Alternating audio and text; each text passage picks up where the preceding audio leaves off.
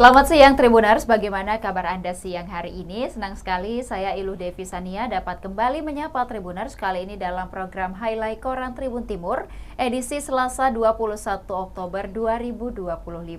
Beragam berita menarik tersaji untuk Anda dalam koran edisi hari ini. Dan beberapa halaman diantaranya akan kami highlight dalam tayangan berikut ini. Tribuners, kita awali dengan halaman utama koran Tribun Timur dengan headline berita polisi tentukan jam sekolah. Pelajar pulang lebih awal, demo 1 tahun Prabowo Gibran di Sulawesi Selatan. Kepolisian daerah Sulawesi Selatan antisipasi demo memperingati 1 tahun pemerintahan Prabowo Gibran. Pada Senin 20 Oktober 2025, siswa sekolah menengah atas dan sekolah menengah kejuruan sederajat pulang lebih cepat.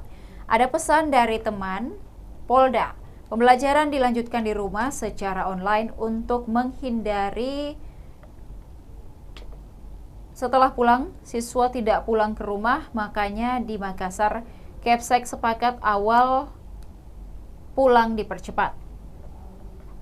Kata Kepala Dinas Pendidikan Sulsel, Iqbal Najamuddin. Polisi menyesuaikan jam pulang sekolah. Para pelajar diminta meninggalkan sekolah lebih awal agar kasus demo ricuh akhir Agustus 2025 tidak terulang kembali. Di mana gedung DPRD Sulawesi Selatan dan DPRD Kota Makassar dijarah dan dibakar massa. Dalam kasus ini, sejumlah anak di bawah umur ditetapkan sebagai tersangka. Iqbal memastikan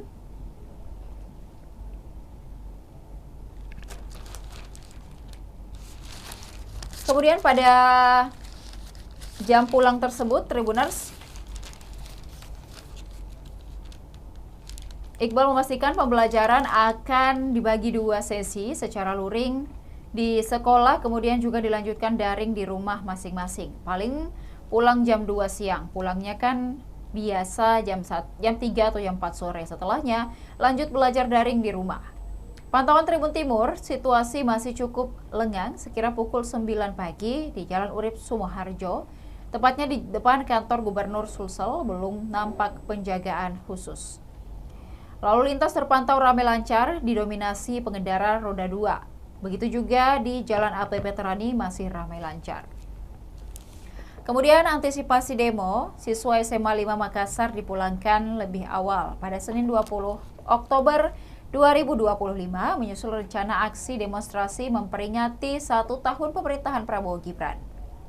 Kepala SMA 5 Makassar Sudirman Kadir mengatakan siswa diizinkan pulang pukul 11.00 WITA lebih cepat dari jadwal biasanya yang berlangsung hingga sore. Kami memutuskan siswa dipulangkan lebih awal untuk pulang ke rumah dan melanjutkan belajar secara daring. Kebijakan ini diambil karena pihak sekolah menerima informasi dari Polda Sulsel melalui Dinas Pendidikan Sulsel terkait potensi aksi unjuk rasa di sejumlah titik di Kota Makassar. Kemudian Tribuners, pada halaman utama juga terdapat berita terkait dengan pengamat Unhas mengatakan politik dinasti menjadi ujian awal.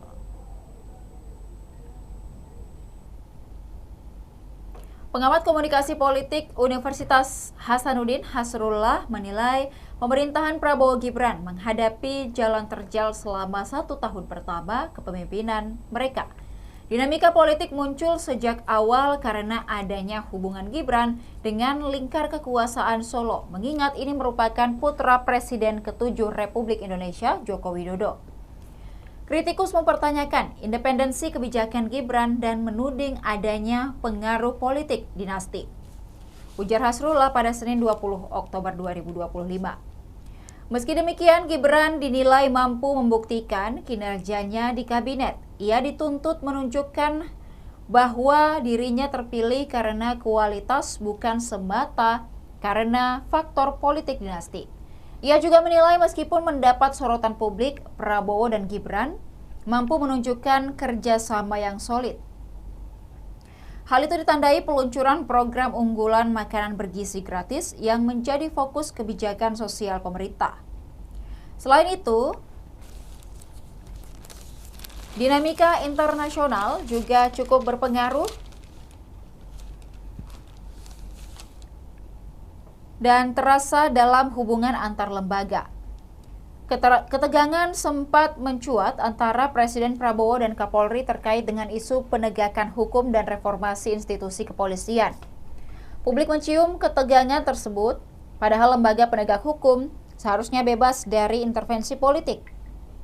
Pemerintahan Prabowo Gibran juga dinilai diwarnai reshuffle kabinet untuk menjaga efisiensi dan konsolidasi pemerintahan. Pergantian pertama dilakukan pada posisi Menteri Pendidikan, Sains dan Teknologi dari Satrio Brojonegoro ke Brian Yuliarto.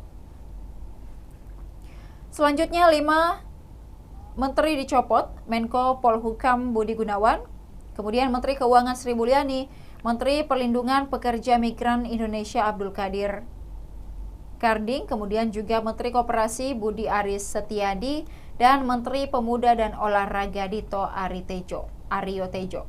Sebagai pengganti, dilantik sejumlah nama baru yakni Purbaya Yudi Sadewa sebagai Menko, kemudian Mukhtaruddin sebagai Menteri PPMI, Ferry Juliantono Menko, kemudian Muhammad Irfan Yusuf sebagai Menteri Haji dan Umrah. Ini menunjukkan bahwa kinerja yang lambat atau adanya konflik kepentingan akan ditindak tegas demi menjaga efisiensi mesin pemerintahan.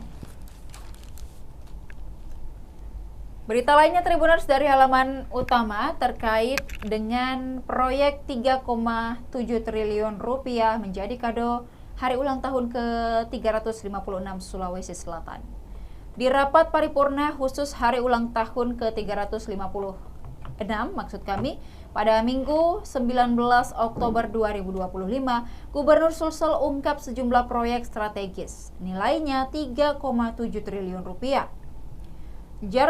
Jargonnya multi-years program dari 6 sektor infrastruktur jalan terbesar.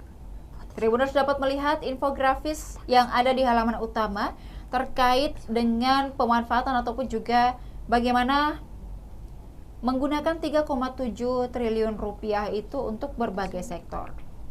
Dari perhubungan, wisata, dan kesehatan 17 miliar rupiah subsidi untuk pesawat seaplane. Pesawat ini nantinya akan menerbangkan penumpang dari Makassar menuju Pangkep, Makassar menuju Selayar, dan juga sebaliknya. Selain itu, ada proyek air bersih, JDU SPAM Maminasata di Goa, nilai proyek 82,7 miliar rupiah atau APBD Sulsel 2025. Manfaatnya 80.000 rumah atau 410.000 warga di Makassar, Goa, Maros, dan Takalar. Untuk kesehatan, nantinya akan dianggarkan 433,2 miliar rupiah. Ada 2 proyek rumah sakit regional. Yang pertama di Malino, Goa, Sinjai, dan Jeneponto yang paling terdekat. Kemudian di Bua nantinya akan mengcover Luwu, Palopo, Toraja, dan Luwu Raya. Saat ini progresnya pasca feasibility study masuk tahap detail engineering design.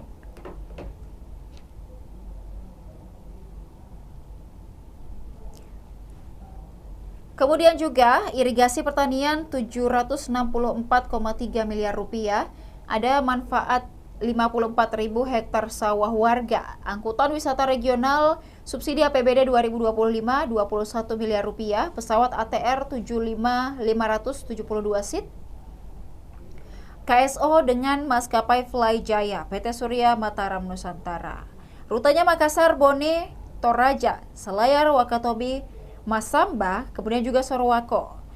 Nantinya juga akan ada di Bandara Bone, dari Bone terbang ke Kendari dan juga Balikpapan. Selain itu, Tribuners 4 kabupaten Makassar, Goa, Sinjai, dan Bulukumba menjadi paket 1 mendapatkan 500 miliar rupiah untuk perbaikan 13 ruas jalan perbatasan. Di Makassar, kemudian 3 kabupaten Goa, Takalar, dan Jeneponto 300 miliar rupiah untuk 10 ruas jalan perbatasan. Paket 3 ada 6 kabupaten, Pindrang, Enrekang, Sidrap, Wajo, Sopeng, Parepare, Tanah Toraja. 15 ruas jalan nanti akan dibenahi pada paket 3 ini. Kemudian juga paket 4, ada 5 kabupaten baru, Sopeng, Wajo, Sidrap, dan Bone. Jumlahnya 600 miliar rupiah dengan 15 ruas jalan akan diperbarui. Kemudian paket terakhir ada Bone dan 3 batas kabupaten Sopeng baru dan juga Pangkep dengan total 500 miliar rupiah. Pada 2023, naikkan kemantapan jalan provinsi 1.500 km. Kemudian pembangunan infrastruktur di Sulawesi Selatan ada 689 km jalan, 20 jembatan dan di 9 kabupaten. Ada juga 10 ruas jalan nantinya yang akan dibenahi. Tribuners, dari halaman utama kita beralih pada halaman 3 Koran Tribun Timur dengan headline berita Sinjai rehabilitasi 39 irigasi. Ratnawati mengatakan sosialisasi program Sipuri. Pemerintah Kabupaten Sinjai mempercepat perbaikan infrastruktur pertanian. Tahun ini Pemkab mulai merehabilitasi jaringan irigasi di 39 titik, terbesar di 7 kecamatan di Sinjai. Dilaksanakan melalui program Sipuri tahap 2 dengan anggaran 95 miliar rupiah dari pemerintah pusat. Bupati Sinjai Ratnawati Arif mengatakan keberhasilan ini hasil kerjasama Pemkab Sinjai dan sejumlah instansi yang aktif mengusulkan program ke pemerintah pusat. Pertanian butuh infrastruktur kuat, terutama jaringan irigasi yang sudah banyak rusak. Semua hanya bisa diwujudkan kalau kita bergerak cepat dan bekerja sama, ujarnya membuka sosialisasi pelaksanaan program di ruang pola kantor Bupati Sinjai. Ratnawati menambahkan dukungan pemerintah pusat penting karena kemampuan anggaran daerah terbatas. Fiskal daerah kita terbatas, tetapi anggaran besar ada di pusat daerah untuk aktif mengusulkan. Ia mengajak seluruh pihak bersama-sama memperkuat sektor pertanian Sinjai. Mari membangun pertanian demi kesejahteraan bersama. Kemudian, Kepala Dinas Pertanian Sinjai Kamarudin menyatakan, rehabilitasi irigasi ini berdampak pada peningkatan hasil pertanian. Perbaikan irigasi akan membuat aliran air lebih lancar, meningkatkan indeks pertanaman padi, dan tentu saja menambah pendapatan petani. Ia memastikan pekerjaan rehabilitasi segera dimulai. Insya Allah dimulai tahun ini secepatnya. Kemudian berita lainnya Tribuners dari halaman 3 Koran Tribun Timur terkait dengan uji Nurdin taklukkan lintasan jetski internasional. Bupati Bantaeng M. Fatul Fauzi Nurdin menjuarai Aqua Bike Indonesian Championship Round 3 bagian dari Makassar International Jet Ski Championship 2025 di Pantai Losari, Makassar pada Minggu 19 Oktober 2025. Ajang bergengsi ini diikuti atlet profesional dari 5 negara, yakni Malaysia, Thailand, Filipina, Jerman, dan Indonesia, serta komunitas jet ski dari berbagai daerah seperti Jakarta, Kalimantan, Sulawesi, dan juga Papua. Alhamdulillah saya membawa nama Bantaeng dengan rasa syukur dan bangga. Kita bisa meraih juara 1 setelah motor pertama dan kedua sama-sama finish di posisi pertama. Wali Kota Makassar, Munafri Arifudin, mengapresiasi suksesnya penyelenggaraan event internasional tersebut. Menurutnya, kompetisi ini momentum penting dalam promosi wisata bahari dan pengembangan olahraga air di Indonesia Timur. Event ini rutin kami gelar setiap tahun dan ke depan kita meningkatkan agar menjadi magnet wisata internasional, kata Munafri Arifudin.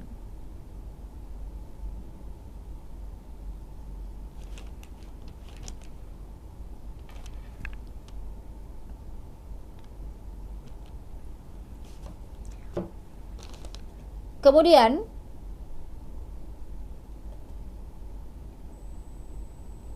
Wali Kota Makassar, Munafri Arifudin, mengapresiasi suksesnya penyelenggaraan event internasional tersebut. Menurutnya, kompetisi ini momentum penting dalam promosi wisata bahari dan pengembangan olahraga air di Indonesia Timur. Makassar International Jet Ski 2025 mempertandingkan sejumlah kategori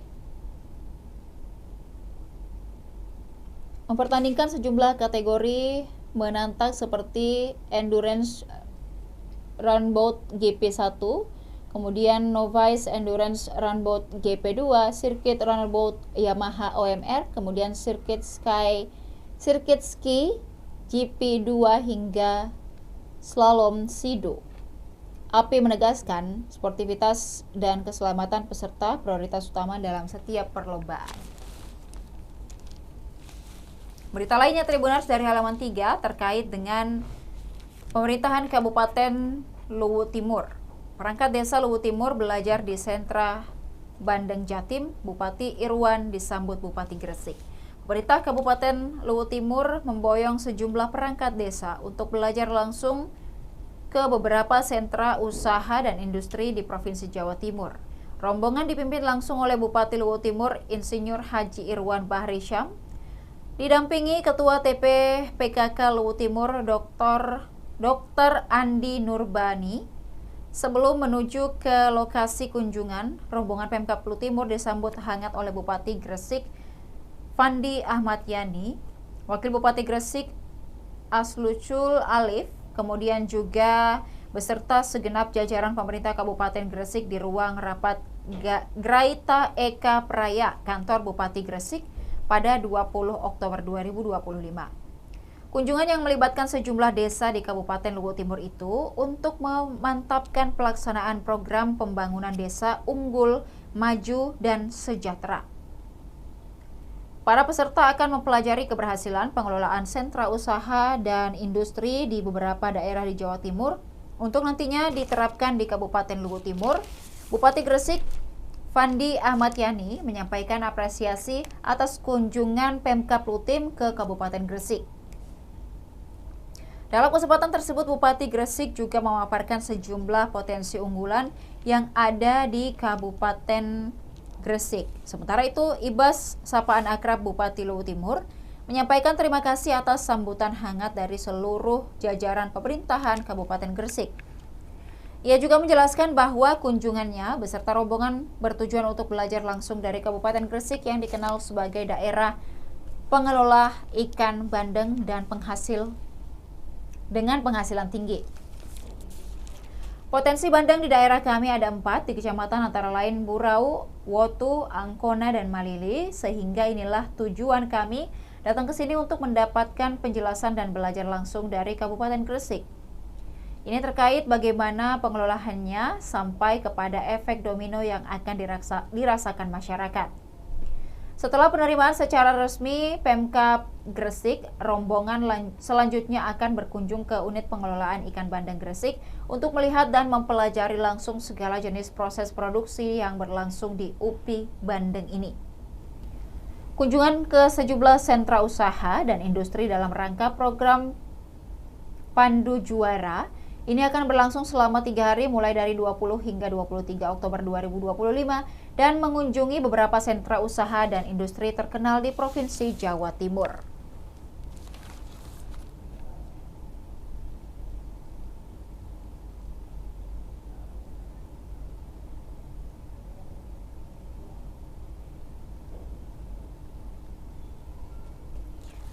Kemudian Tribuners, kita beralih pada halaman 9 Koran Tribun Timur dengan headline berita logo Hari Ulang Tahun Makassar usung filosofi persatuan.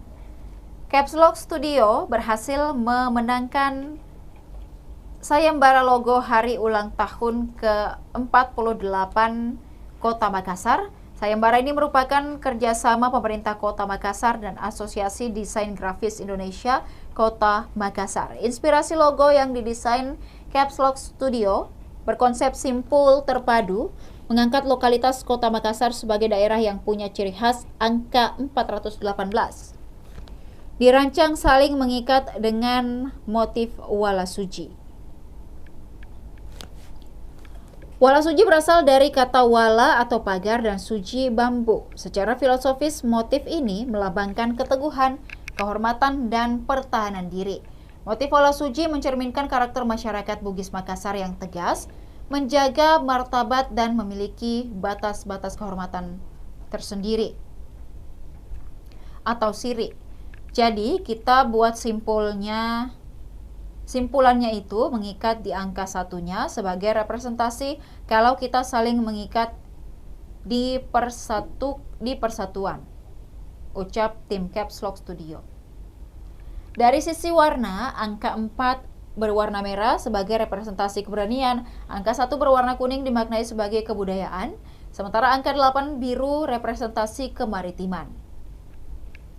Kami pilih warna-warna yang dekat dengan masyarakat Makassar.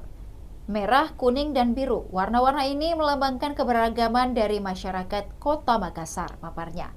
Nilai kebersamaan menjadi pondasi utama dalam konsep desainnya. Sejalan dengan tema besar Hari Ulang Tahun Kota Makassar, tahun ini yaitu merajut harmoni, membangun kebersamaan. Rehan menyusun narasi visual yang mencerminkan 5 nilai utama: kebersamaan, konektivitas, kemudian keberlanjutan, inklusivitas, dan juga kemajuan.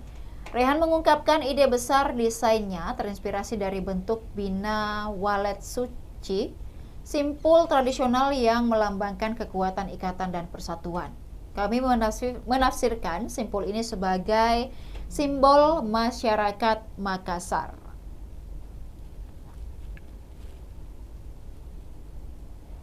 Yang saling terhubung dan saling menguatkan, jelasnya. Elemen grafis dari logo juga dirancang modular agar dapat digunakan kembali atau reusable. Elemen grafis ini bisa dipotong, dikembangkan, dan direspon bebas oleh publik sebagai bentuk partisipasi warga dalam perayaan Hari Ulang Tahun Makassar 2025. Tim merancang logo tersebut dalam waktu 2 pekan dengan melibatkan 5 orang. Kemudian Wali Kota Makassar, Munafri Arifudin, mengatakan logo Hari Ulang Tahun ini memiliki karakter yang dekat dengan warga dan mudah diaplikasikan dalam berbagai bentuk media. Menurutnya, desain yang sederhana justru memiliki kekuatan untuk memperluas keterlibatan publik.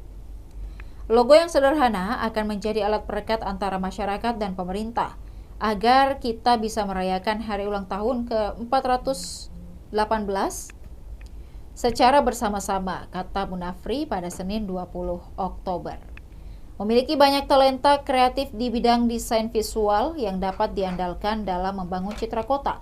Makassar harusnya sudah tidak kekurangan lagi desain-desain yang berdampak baik untuk memperkuat brand identity kota ini. Desain logo terpilih akan digunakan selama rangkaian Hari Ulang Tahun ke-14 Makassar. Ia pun memberi motivasi kepada 4 finalis lainnya dan pelaku kreativitas di Makassar agar terus menghasilkan sebuah karya. Kemudian Tribuners dari halaman 9 juga terdapat berita terkait dengan Munafri Arifudin mengatakan program Prabowo Gibran dirasakan rakyat. Tepat 1 tahun kepemimpinan Presiden Prabowo Subianto dan Wakil Presidennya Gibran Rakabuming Raka,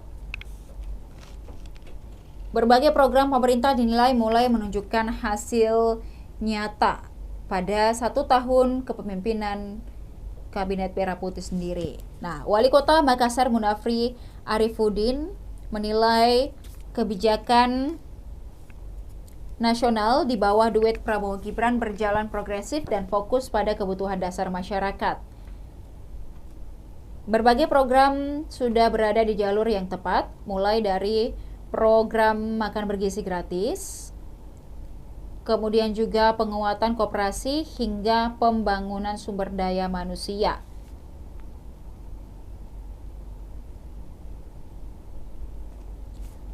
Menurutnya, program nasional yang dilaksanakan selama kurun waktu setahun juga dirasakan hingga ke daerah, termasuk Makassar, program ketahanan pangan, perbaikan infrastruktur, hingga pengembangan perumahan. Disebutnya memberi dampak positif bagi pemerataan pembangunan.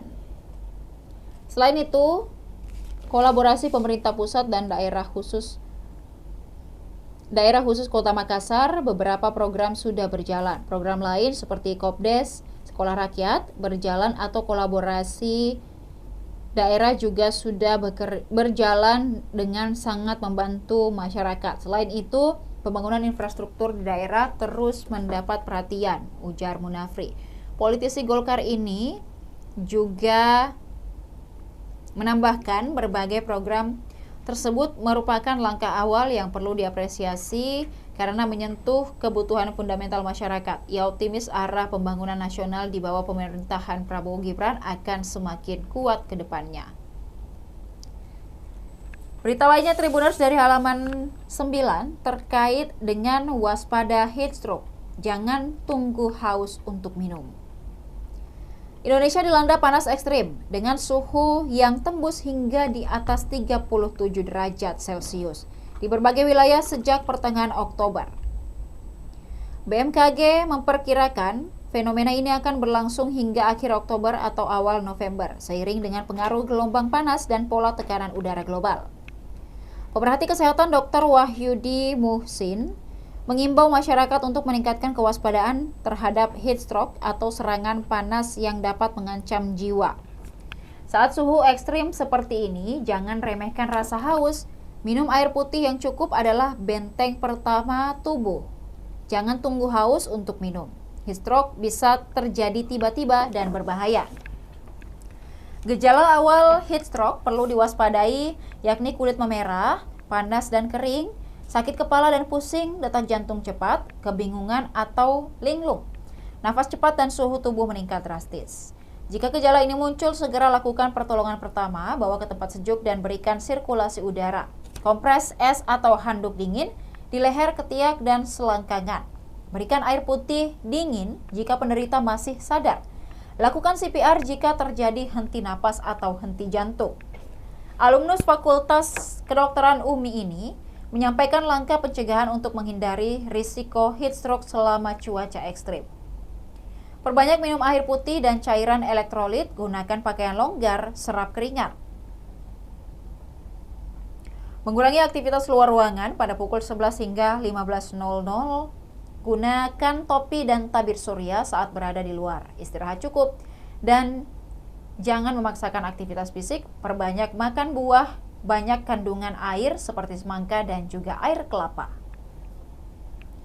Dr. Koboy juga menekankan dehidrasi ringan sekalipun dapat mempercepat risiko heat stroke. Ia menyarankan masyarakat membawa botol air minum saat beraktivitas, menghindari atau mengurangi minuman berkafein atau beralkohol karena dapat mempercepat hilangnya cairan tubuh.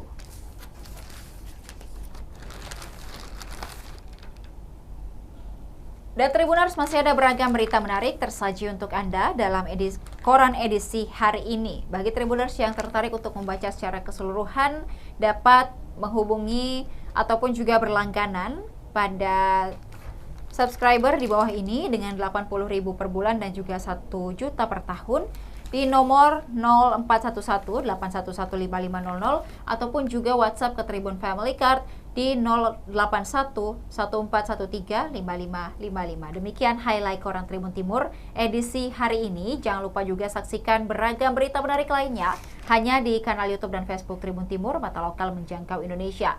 Saya Ludevi Sania beserta seluruh kerabat kerja pamit undur diri. Terima kasih dan sampai jumpa. PLN mendukung pertumbuhan usaha petani kopi Kopsi Batui melalui berbagai bantuan nyata seperti penyediaan bibit unggul, mesin grader, alat ukur kadar air kopi, sertifikasi mutu, pelatihan lanjutan, hingga penambahan instalasi listrik. Langkah ini menjadi bukti bahwa peran PLN tidak hanya sebatas menghadirkan terang, tetapi juga menyalakan harapan dan mendorong kesejahteraan masyarakat. PLN memberikan persembahan terbaik bagi masyarakat melalui penanaman 7.000 bibit mangrove di Kabupaten Jeneponto. Melalui kolaborasi antar pemerintah, masyarakat, dan komunitas, PLN UIP Sulawesi berharap program penanaman mangrove ini dapat menjadi langkah awal menuju kawasan pesisir Jeneponto yang lebih tangguh, hijau, dan berdaya saing secara lingkungan dan sosial. Melalui program tanggung jawab sosial dan lingkungan, PLN memberikan dukungan kepada kelompok Tani Kopsi Batui yang mengelola kebun kopi di bawah jaringan transmisi 150 kV di sekitar proyek pembangunan PLTMG Luwu berkapasitas 40 MW. Bantuan berupa bibit dan mesin oleh PLN UIP Sulawesi memberikan dampak signifikan terhadap efisiensi kerja dan peningkatan kuantitas produksi kopi. PT PLN Persero Unit Induk Pembangunan Sulawesi menunjukkan komitmennya terhadap pelestarian lingkungan melalui penanaman 7.000 bibit mangrove jenis Avicennia di lahan seluas 2,7 hektar di Kabupaten Jeneponto, Sulawesi Selatan. Program ini merupakan upaya PLN dalam mencegah dampak abrasi dan mendukung keanekaragaman hayati, terutama flora dan fauna pesisir. Melalui program tanggung jawab sosial dan lingkungan, PLN memberikan dukungan nyata kepada para petani bawang merah berupa bantuan bibit dan traktor. Bantuan ini terbukti mendorong peningkatan produktivitas pertanian secara signifikan. Hingga saat ini 20 petani telah merasakan manfaat langsung dari hasil kerja keras mereka. Kemandirian petani menunjukkan bahwa kehadiran PLN tidak hanya sebatas menghadirkan energi listrik, tetapi juga turut mendorong pertumbuhan ekonomi masyarakat melalui penguatan sektor pertanian. Memaknai Hari Kesaktian Pancasila, PLN UIP Sulawesi berupaya mendorong perekonomian tiap sudut desa dengan menciptakan objek wisata air panas Beteleme yang menarik bagi wisatawan dan pengadaan gerobak listrik yang sangat berguna bagi pelaku usaha UMKM. PLN berharap bantuan ini dapat mendorong desa Beteleme menjadi destinasi wisata unggulan di Morowali Utara, sekaligus menguatkan UMKM lokal agar mampu mandiri dan berkembang. PLN memberikan dukungan yang menyentuh langsung kebutuhan petani desa Lampoko yang berdekatan dengan pembangunan infrastruktur ketenagalistrikan strategis PLTU Sulsel Baru 2, mulai dari traktor, bibit bawang merah, mesin pemotong, mesin pengering, mesin peniris minyak, hingga sealer untuk pengemasan produk bawang goreng. Bantuan ini bertujuan untuk mendorong kemandirian dan meningkatkan kesejahteraan masyarakat. Semangat Hari Kesaktian Pancasila, PLN UIP Sulawesi meresmikan infrastruktur ketenagalistrikan skala besar pertama di Kabupaten Morowali. Peresmian ini meliputi 2 SUTT 150 kV, Tentena, Koloni Dale Bungku, 2 kardu induk 150 kV baru masing-masing berkapasitas 30 MVA di Koloni Dale dan Bungku, serta perluasan GI 150 kV Tentena. Kehadiran infrastruktur ini memperkuat keandalan sistem kelistrikan di Sulawesi Tengah.